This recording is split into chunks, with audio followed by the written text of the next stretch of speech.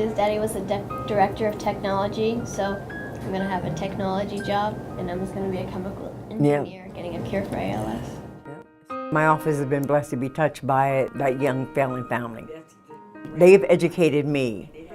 I can use my office to advance their information, to be able to speak more broadly and more specifically about the need to combat ALS and to overcome it. When Daddy got diagnosed on January 11th, they told us, and later we started seeing how his hands were shaking, and then slowly our house just became a hospital with all these ramps and stair glides and eye gaze computer and a huge wheelchair.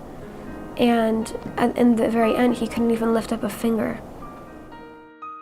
Just devastating, really, to see him so sick, because he was chasing us. He was so healthy. He would run 5 miles a day, but then it was really sad to see him after that so sick and not being able to move. Every year we go to Washington, D.C.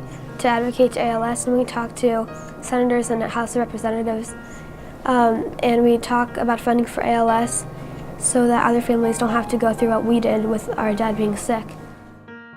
There's no substitute for having an experience listening to someone who's sharing his or her personal story. Those stories make that situation very personal. So you're not just looking at data, you're not just looking at something on a piece of paper, you're actually connecting with someone that has had a personal encounter. That touches you. You remember that. You remember that more poignantly than you do by reading something on a piece of paper. That's why it's so important for you to interact with those people that you elect to serve you.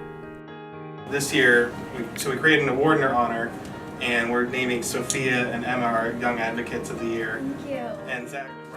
Ever since Daddy got ALS, we've been doing everything. So we did the bike ride. We go to Washington, D.C. every year. We did the Walk to Defeat ALS. At our schools, we did a few fundraisers, like the sale of rainbow loom bracelets, and I also did a bake sale.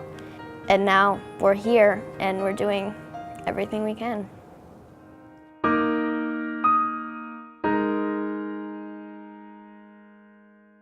So I think our dad would be really proud of us doing all this advocating, because everything we do was so that no one else has to go through what our dad had to do. So with everything we do, I think that our dad would be really proud of us.